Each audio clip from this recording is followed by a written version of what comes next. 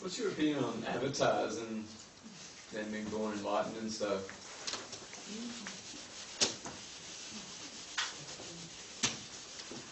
Best way probably is to, again, draw a bit of a diagram. Here's the spheres of the spirit.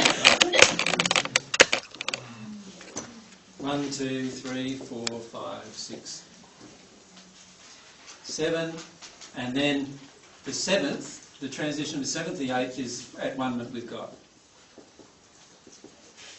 Every single person at one with God does not define themselves as anything different to how you define yourself. Do you know what I mean by that? In other words, every angel in that location, who was in fact a person who was on earth at some point, every person in that location believes themselves to be exactly the same as you. They will never call themselves an avatar. They will never call themselves your teacher even. They will never call themselves your master. Quite often I'm called the master and I don't like it because it's just like, what's it saying? Holding you up to... It's holding me up above, Yeah. and it's not true. I'm not above anyone. You follow me? So every single person there will never feel themselves to be greater than you are. Now, in the sixth sphere, there are many spirits in the sixth sphere who believe themselves to be God. Right? The majority of them, in fact, feel that they are God. They feel at that point what at one with God means is that because we're all at one with God, is what they tell themselves, they all become God. So they're all just pieces of God. And so when they communicate with you, they start saying to you that it's God talking to you. And it happens in many other spheres lower than the sixth too. For instance, the conversations with God, with Neil Donald Walsh, for example. It was conversations with a spirit who thought himself as God. Right? And it's a second sphere spirit. Yeah. Anyway, the avatars, what happens is many spirits in this condition here look at the earth and they're very, very interested in helping the earth. Very interested in helping people on earth be in a higher state of love. So what they do is they choose some parents who they feel, so here's the parents, right, who they feel are quite connected with God, who are going to have a child that's going to be quite mediumistic. Right? Mediumistic. Any person who's quite free of emotions is going to be quite mediumistic. Right? And when I say quite free of emotions, I don't mean they have no emotions. What I mean is there are some emotions, and the emotions in particular are the ones connected with a spirit that they don't have. In other words, they're comfortable talking to people they can't see. Right? Not many of us are comfortable doing that, are we? Right? So there are people who are comfortable doing that, who recognise the truth of doing that, and many of them come from, right, some of them come from parents who have also had that same ability. In other words, the emotional injury that causes you to disconnect from spirits, they don't have. Right? So what these spirits here do is they select this child, and then they actually become connected with the child while it's in the womb generally. Right? And then they heavily influence that child with their own teachings and beliefs and systems. Now, every Dalailama has had this happen to them, right, in subsequent generations. Right? And every Dalailama, generally, if you hear them speak, you'll find that they'll get to a point where they felt the disconnection from that spirit.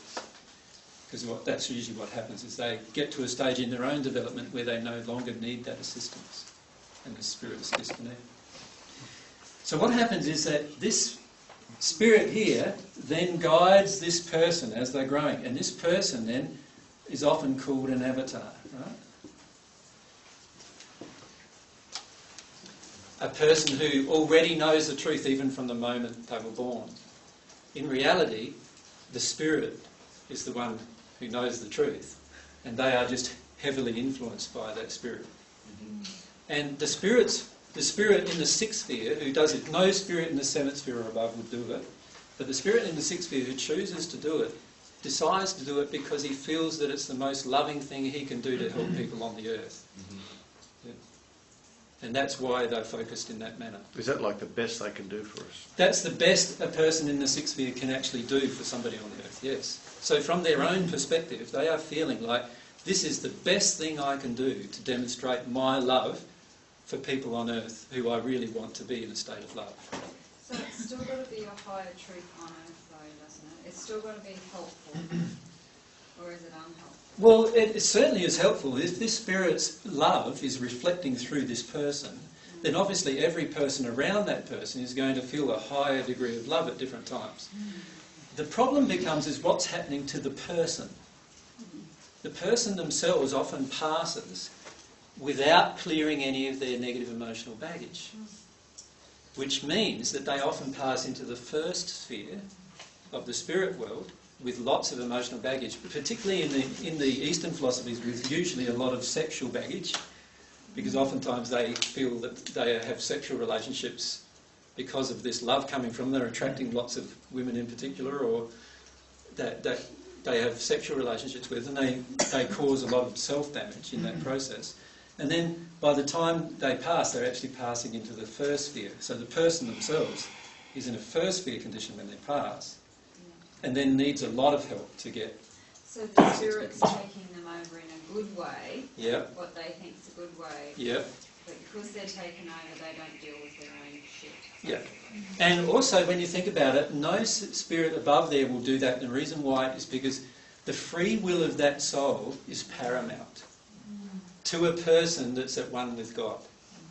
The free will of that soul is not paramount to the person who's in the sixth sphere. The sixth sphere thinks in a more collective manner. In other words, they think that what's good for the whole is good for the one. You said that Hitler and somebody else were in the first sphere. Yeah, well, they were in the hells of the first sphere. There are like thousands of planes in the first sphere. Planes in the first. Yeah, and the darkest planes are the deepest planes are where Hitler and ones like that in history have been. So what would be some examples, like David Hawkins, all this stuff on Almost consciousness? every single form of spiritual development that has ever occurred on earth has been influenced by a spirit. Now, there are some very clear things that you can see about that, like the Book of Mormon, for example. There's an obvious spirit influence there. I don't know if any of you have been associated with the Mormon religion, but Joseph Smith received channeled information from spirits, right? And so that whole religious form was created, if you like, by spirits, not by persons on earth. Was that the sixth sphere? They were in the sixth sphere, yeah, the spirits, yep, and channeled information. But the information was very biblically based and then modified and so forth. So there were So quite... was the Alice Bailey, Ramtha and that from the sixth sphere? Ramtha was in the sixth sphere, up until very, very recently. Yeah, I've been really connected with him. Yeah. What happened about 2.5 years ago, actually, I actually spoke to Ramtha about the Divine Love Path. Before then, he was on the Natural Love Path, and he instantly changed on the Divine Love Path as soon as we spoke. It's very unusual. He was coming from the sixth sphere. He was in the sixth sphere? Yeah. How long did it take him to progress? He within a few weeks was in one condition with God. Ramtha had a very interesting soul feelings from his soul, and the feelings from his soul were quite deep emotions about caring and loving people on earth. He had a really strong desire to help people on earth, and his strong love was something that was really powerful for him. And so what happened as soon as he heard about the Divine Path, he instantly saw that the Divine Path was a way for him to more powerfully assist people on earth. When you say divine path, what do you mean? That was in the introduction DVDs. Yeah, Divine Path, 2 paths. Yes, there are 2 paths you can go by. Quite good. The Divine Path is a path that actually is what I'm describing, which is this emotional connection with God and longing for God's love to enter you. The Natural Love Path is developing your love to its fullest capacity to reflect to others. Can you see the difference? My suggestion is to watch the original DVD if you can. Ramtha was on the Natural Love Path, right, and communicating with JZ Knight here on earth. and influencing her and many of the followers to follow the techniques and metaphysical techniques that he had developed in order to help a person on that natural love path. What happened when we discussed it, he was with his soulmate as well. He'd been in the spirit world for 35,000 years or so, and so he'd been in that state for most of that time. And when we talked about it with him, he instantly saw the need to actually follow the divine love path if he wanted to have a more powerful help. Did you have to go back a bit? He had to, yeah. But he did all of that. Time is not a constraint, and he did all that within a few days. So within a few days he was actually on the divine love path and actually in the state of at one with God. There was very little he needed to work through emotionally. Where is he now? I think he's in the ninth sphere actually now, but he's growing very rapidly. Does that mean some of his techniques that he's still teaching is, was a bit limited? Yeah, I don't know if you know what's happened to JZ recently. I've just got some old takes about the consciousness and energy. Yeah.